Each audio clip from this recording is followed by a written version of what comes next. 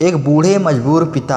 एक गांव में एक आदमी रहता था जो बहुत बूढ़ा हो चुका था, जिस वजह से उसे कम दिखाई देता था और बहुत कमजोर हो गया था। इसलिए अपनी बची खुची जिंदगी अपने बेटे के साथ बिता सके, इसलिए शहर में रह रहे अपने बेटे के घर रहने चला गया। बेटा शहर के एक छोटे मकान में रहता था। मकान तो उसका छोटा था, लेकिन उसके अंदर जो चीजें थी वो महंगी थी। उस मकान में बेटा, उसकी पत्नी और उनका एक 5 साल का बच्चा या छोटा सा परिवार साथ मिलकर रहता था। बूढ़े पिता के आने से उनके परिवार का एक सदस्य और बढ़ गया। यह पूरा परिवार रोज सुबह शाम डाइनिंग टेबल पर साथ में खाना खाया करते। बूढ़ा पिता अपनी कमजोरी के चलते हमेशा खाने की चीजें नीचे गिराता रहता और कई बार कांच के बर्तन भी टूट जाया करते थे। कुछ दिनों तक तो बहू और बेटे ने यह सब सहन किया, लेकिन बाद में वे दोनों बूढ़े की ऐसी हरकतों से चिढ़ने लगे। एक दिन बेटे ने कहा कि ऐसा कब तक चलेगा, हमें कुछ करना पड़ेगा। उसकी पत्नी भी इस बात से सहमत हुई।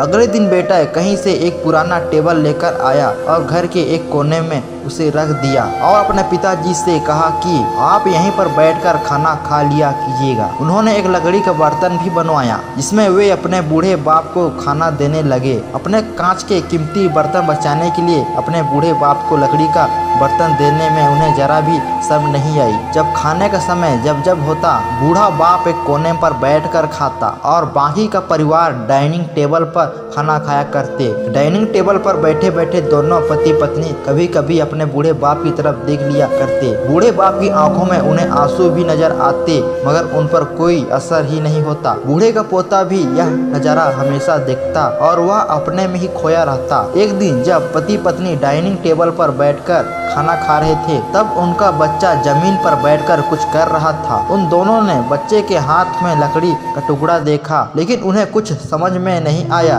कि बच्चा लकड़ी के टुकड़े के साथ क्या कर रहा है। जब बच्चे के पिता ने पूछा कि बेटा आओ खाना खा लो, तुम नीचे बैठकर क्या कर रहे हो, तब बच्चे ने भोलेपन से कहा, अरे मम्मी पापा, मैं आप दोनों के लिए लकड़ी का बर्तन बना रहा हूँ, ताकि आप लोगों को जब आप बूढ़े हो जाओगे तो उस दिन मैं खाना दे सकूं। अपने नादान बेटे द्वारा दी गई यह सहज बात दोनों के दिल में तीर की तरह उतर गई। दोनों एक दूसरे का चेहरा निहारने लगे। बिना कुछ कहे ही दोनों की आंखों में पानी आ गया और उन्हें अपने भविष्य का किताब अपने आप को सामने खुलती हुई नजर आई। उन्हें समझने में ज्यादा देर नहीं लगी कि अब उन्हें आगे क्या करना पड़ेगा। अगले दिन कमरे के कोने से वह पुराना टेबल हट गया और अब बूढ़ा पिता और बाकी का परिवार साथ में मिलकर फिर से खाना खाने लगे। बूढ़े की कमजोरी की वजह से हो रही गलतियां भी अब किसी को नहीं चिढ़ती थी। दोस्तों, यदि आपको यह स्टोरी पसंद आई हो तो कृपया अपने कमेंट के माध्यम से बताएं कि आपको यह स्टोरी कैसी लगी। इस तरह की नई स्टोरी सुनने के लिए कृपया लाइक एंड सब्सक्राइब करके बेल आइकन ऑल पर सेट कर देना, जिससे जो भी वीडियो हम डालेंगे सबसे पहले आपको नोटिफिकेशन मिलेगा। मिलते हैं नेक्स्ट इंटरेस्टिंग कहानी के साथ।